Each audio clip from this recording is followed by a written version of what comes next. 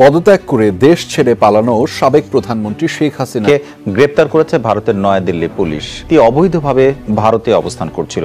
Special task force সদস্যরা গ্রেপ্তারের সময় একটি দেশি পিস্তল আর কার্তুজও উদ্ধার করে। জুলাই আগস্টের মানবতা বিরোধী অপরাধের মামলায় সাবেক প্রধানমন্ত্রী শেখ হাসিনাকে গ্রেপ্তার করেছে ভারতের নয়াদিল্লি পুলিশ। শেখ হাসিনাকে আশ্রয় দেয়ায় প্রধানমন্ত্রী নরেন্দ্র মোদীর ওপর ক্ষোভ বাড়ছে ভারতীয়দের মাঝে। তীব্র সমালোচনা করছেন বিরোধী দলীয় রাজনীতিবিদরাও। প্রিয় দর্শক, নতুন একটি নিউজে আপনাদেরকে স্বাগতম। আজকে আপনাদেরকে দেখাবো এমন একটি গুরুত্বপূর্ণ ভিডিও, যে ভিডিওটি দেখলে রীতিমতো অবাক হবেন। চাঞ্চল্যকর অবস্থা সৃষ্টি হয়েছে নেট দুনিয়ায়, তোলপাড় সামাজিক যোগাযোগ মাধ্যমে ভাইরাল। আসুন কথা না বাড়িয়ে দেখে আসি সম্পূর্ণ ভিডিওটি। 1 সেকেন্ডও না টেনে পুরো ভিডিওটি দেখবেন। চ্যানেলে নতুন হলে সাবস্ক্রাইব করে রাখবেন পরবর্তী আপডেট পাওয়ার জন্য। ভিডিওতে একটি লাইক করে দেখতে থাকুন সম্পূর্ণ ভিডিওটি। গণহত্যাকারীরা বিভিন্ন জায়গায় পালিয়ে শেল্টার নিয়েছে, ভারতীয়রা চিরকালই তার নিন্দা জানিয়েছে, কিন্তু আজকের দিনে ভারতের চরিত্রটা একটু অন্যরকম। এখন ভারত নিজে গণহত্যাকারীদেরকে শেল্টার দিচ্ছে, এটা কিন্তু খুবই প্রবলেমেটিক। সেটা হাসিনা না অন্য কেউ, সেটা দেখার দরকার নেই। মানুষটা গণহত্যা করেছে, সেটা প্রমাণিত সত্য, সেটা সকলে আমরা টিভির সামনে দেখেছি। আমরা দেখেছি যে আবু সঈদকে কীভাবে হত্যা করা হলো। সেই হত্যাকারীদেরকে ভারতবর্ষে রাখাটা ভারত রাষ্ট্রের একটি গঠিত অপরাধ বলে আমরা মনে করি। ভারতের ভূমিকা রাখা উচিত ছিল যে এরকম একজন মানুষকে বাংলাদেশের কাছেই রাখা, বা সে অন্য জায়গায় চলে গেলে চলে যায়। ভারতের এখানে নাক গলানোর কোনো উচিত ছিল না।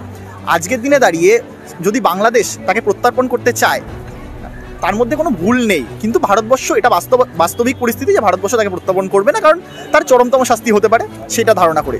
একটা জিনিস উল্লেখ করা প্রয়োজন, 2013 সালে এই হাসিনা ভারত ও বাংলাদেশের মধ্যে একটা প্রত্যর্পণ চুক্তিকে স্বাক্ষর করেছিল।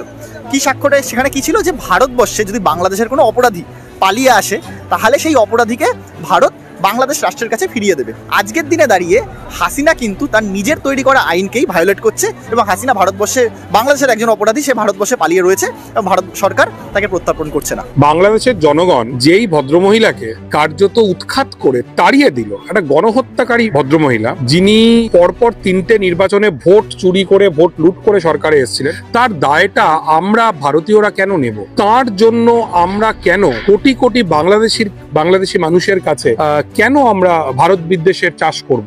আমরা তো এটা করতে পারি না। শেখ হাসিনার সঙ্গে তার দেশের জনগণের বোঝাপড়া, সেই জনগণ স্থির করবেন। আমরা কেন, মানে এই স্টেকটা, এই দায়টা আমরা কেন নেব? যার বিরুদ্ধে ইন্টারন্যাশনাল কোর্ট অফ জাস্টিস গণহত্যার মামলা, যার বিরুদ্ধে গোটা বিশ্বে যিনি ধিকৃত এই মুহূর্তে দাঁড়িয়ে, তাকে আমরা সেভ করতে যাব কেন? আমরা কেন পাশের বাড়ির জানলা দিয়ে নাক গলাবো? পাশের বাড়ির মধ্যে ধরুন স্বামী স্ত্রীর মধ্যে ঝামেলা হচ্ছে, আপনার কি রুচি যে আপনি তার মধ্যে নাক গলাবেন এবং গিয়ে স্বামীর বা স্ত্রীর পক্ষ নিয়ে অন্য পক্ষের গাল খাবেন? আমরা কেন খাবো? মানে আমি বুঝতে পারছি না। মানে আমার ট্যাক্সের টাকায়, আপনার ট্যাক্সের টাকায় অন্য একজন দেশের বিতাড়িত প্রত্যাখ্যাত এক মহিলা প্রধানমন্ত্রী ছিলেন, তিনি, তার ভরণ পোষণ ইত্যাদি কেন চলবে? এর কারণটা কি? তো যদি আমাদের দেশের সরকার বা আমাদের রাষ্ট্র মনে করে যে শেখ হাসিনা তার পুরাতন ভৃত্য, দীর্ঘদিনের বিশ্বস্ত কর্মচারী, এবং এখন মালিকের কর্তব্য যখন ভৃত্য বিপাকে পড়েছে তখন তাকে নিরাপত্তা দেওয়ার, আমি মনে করি সেইটা আমার দেশের জন্য এটা ভালো সিদ্ধান্ত নয়। শেখ হাসিনার যা হবে বা হবে না সেটা বাংলাদেশের জনগণ বুঝবেন। এই পৃথিবীর কোনো দেশ এই ভদ্রমহিলাকে কোনো ঠাঁই দিচ্ছেন না। ওর পরিবারের মানুষ তো লন্ডনের এমপি, লন্ডনের 4 জন বাঙালি এমপির মধ্যে একজন তো এই টিউলিপ সিদ্দিকী। সেই ইউকে সরকার সে পর্যন্ত এই ভদ্রমহিলাকে আশ্রয় দিচ্ছে না। তাহলে আমাদের কি দায় পড়েছে যে শেখ হাসিনাকে আমরা এখানে আশ্রয় দেব এবং মানুষের গালমন্দের শিকার হব? বাংলাদেশের মানুষের আমাদের তো কোনো প্রয়োজন নেই। আমরা বাংলাদেশের মানুষের সঙ্গে, তাদের যে সরকারই আসুক, ডান বাম মধ্যম যাই আসুক, আমরা তাদের সাথে একটা সুস্থ স্বাভাবিক সম্পর্ক নির্মাণ করব।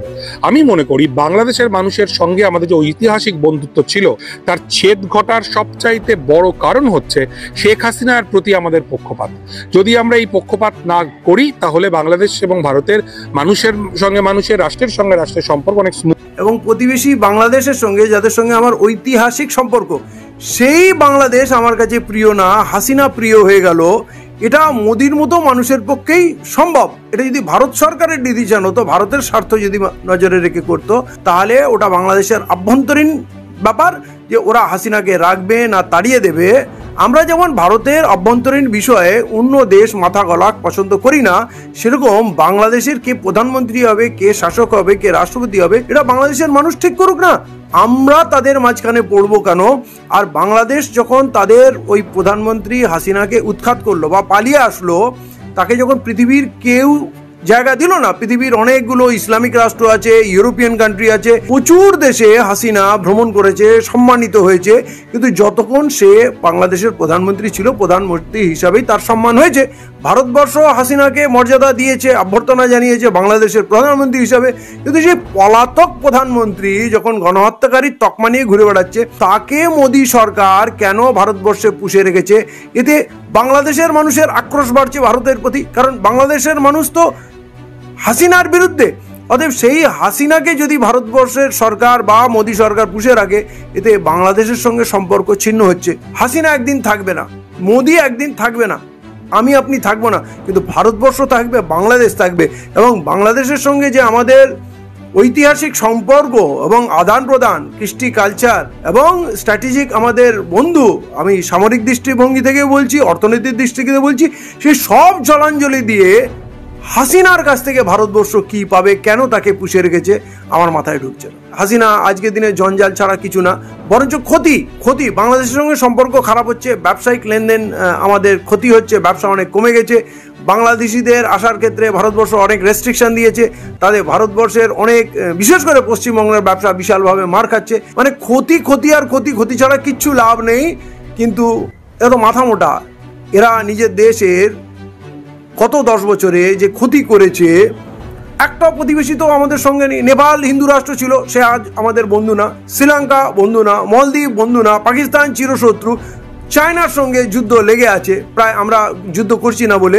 তো হাসিনা জোর করে বহুদিন ক্ষমতায় বসেছিল, ভোট করতে দেয়নি, এবং সেই ব্যবস্থাপনায় ভারতবর্ষের সরকারের একটা বড় ভূমিকা ছিল, তাকে সাহায্য করেছে, সমর্থন করেছে।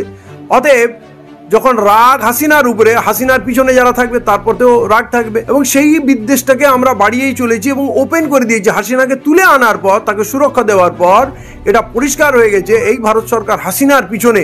অতএব বাংলাদেশিরা যখন হাসিনার শত্রু, তাহলে ভারতবর্ষেরও শত্রু হয়ে যাচ্ছে। প্রিয় দর্শক, সম্পূর্ণ ভিডিওটি দেখলেন, অবশ্যই বুঝতে পেরেছেন ভিডিওটি গুরুত্বপূর্ণ ছিল।